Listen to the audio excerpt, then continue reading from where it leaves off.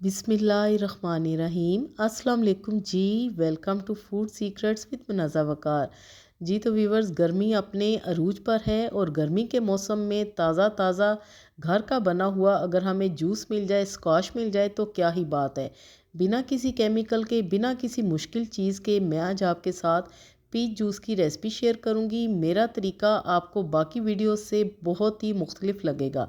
तो यहाँ पर मैं पीचेस को कट लगा के उनकी गुठली अलग कर लूँगी और इस तरह आपने 4-4 पीस करके उनको कट कर लेना है।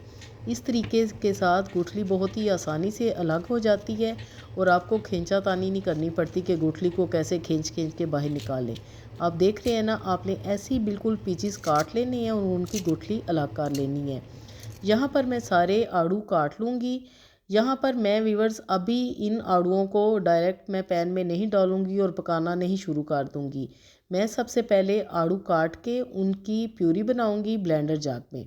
तो यहाँ पर मैं ब्लेंडर जाग में थोड़े थोड़े आड़ू करके उनकी प्यूरी बना लूँगी। साथ में थोड़ा थोड़ा मैं पानी शामिल करूँगी ताकि अच्छी तरह ये ब्लेंड हो जाए। तो ये आपके सामने बहुत ही ईज़िली ब्लेंड हो जाएंगे। आपने भी ऐसे ही करना है। इस तरह से बनाया गया स्क्वाश बहुत ही मज़े का बनता है और आप देखिएगा कि ये तरीका आपको बहुत ही आसान लगेगा। यहाँ पर सारे आड़ू मैंने अच्छी तरह ग्राइंड कर लिए हैं, यानी कि उनकी प्यूरी बना ली है ये आपके सामने।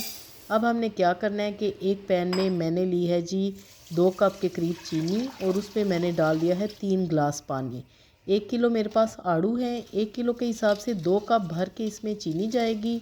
अगर वज़न में देखा जाए तो तकरीबन 500 ग्राम के करीब आपने इसमें चीनी शामिल करनी है। दूसरी तरफ मैंने जो प्यूरी बनाई है उसको मैं अच्छी तरह स्टेन कर लूँगी। आपने स्टेनर की मदद से इसको स्टेन लाजमी करना है क्योंकि आड़ू का हमें बिल्कुल फ़ाइन गूदा चाहिए और ये जो छिलके वगैरह होंगे हम इनको डिस्कार्ड कर देंगे, यानी कि निकाल लेंगे। थोड़ा सा पानी में शामिल करूँगी ताकि इनमें जो थोड़ी बहुत प्यूरी है वो भी हम हासिल कर सकें, कुछ भी वेस्ट ना जाए। यहाँ पर हमने दबा दबा के सारी प्यूरी अलग कर ली है और ये छिलके हैं इनको हम वेस्ट कर देंगे। यहाँ पर पानी में अच्छी तरह बॉयल आ चुके हैं। अब हम इसमें एक ज़रूरी चीज़ डालेंगे, सिट्रिक एसिड यानी कि टाटरी 1/4 टीस्पून, यानी कि हाफ़ टी स्पून से थोड़ा सा कम मैंने डाला है, 1/4 से थोड़ा सा ज़्यादा। उसके साथ मैं डालूँगी हाफ़ टी स्पून इसमें पिंक सॉल्ट, नॉर्मल जो नमक होता है वो। टाटरी डालने से इस जूस की शेल्फ़ लाइफ बहुत ज़्यादा बढ़ जाएगी और ये बिल्कुल भी ख़राब नहीं होगा और इसके टेस्ट को भी बैलेंस करेगी, इसलिए आपने टाटरी का इस्तेमाल ज़रूर करना है। यहाँ पर मैंने व्यूअर्स ऑप्शन है थोड़ा सा फूड कलर इसमें शामिल किया है ताकि अच्छा सा हमारे स्क्वाश में कलर आ जाए। अगर आप नहीं डालना चाहते तो आप ना डालें। सारी प्यूरी को उठा के मैं इस चीनी वाले पानी में शामिल कर दूँगी और अब हम इसको अच्छी तरह पका लेंगे। तकरीबन 5 से 7 मिनट लगेंगे। ये झाग जो ऊपर आपको नज़र आ रहे हैं इनको हम निकालते जाएंगे और जूं ये जूस पकेगा, यानी कि स्कॉच पकेगा, ये झाग बिल्कुल ख़त्म हो जाएगी। तो यहाँ पर आपने बॉयल आने देना है, अच्छी तरह इसको बॉयल करना है। और ये देखें माशाल्लाह पीच स्क्वाश हमारा बनकर तैयार हो चुका है। अब हम फ्लेम को ऑफ़ करेंगे। ये देखें ज़रा माशाल्लाह बहुत ही ज़बरदस्त तैयार हुआ है। थोड़ी देर हम इसको ठंडा करेंगे।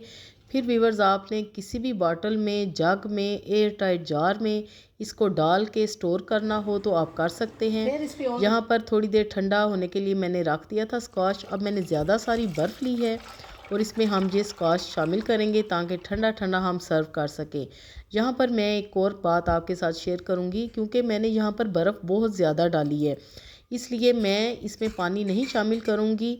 अगर आपने बर्फ़ नहीं डालनी तो फिर आप इसमें ठंडा यख पानी डालें और इस स्क्वाश को एंजॉय करें। थोड़े से मैंने पीचेस के चंक्स रखे थे ताकि पीते हुए हमें बहुत ही मज़ा आए।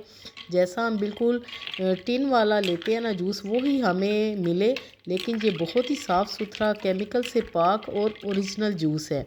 तो आपने व्यूवर्स इसी तरह पीच जूस को बनाना है और इसी तरह ही आपने उसको सर्व भी करना है। तो पीने वाला खुश ही हो जाएगा। गर्मियों में बच्चों को स्कूल की बॉटल्स में डाल के दें, ऑफिस में आप लेके जाएं। ये बहुत ही रिफ़्रेशिंग और एनर्जेटिक जूस तैयार हुआ है।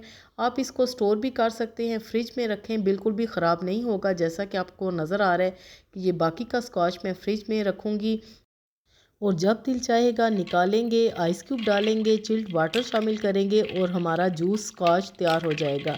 तो जी अगर आपको मेरी आज की रेसिपी पसंद आई है, मेरा मेथड अच्छा लगा है तो काइंडली लाइक ज़रूर कीजिएगा। मिलते हैं अगली वीडियो में, तब तक के लिए मुझे दें इजाज़त। अल्लाह हाफिज़।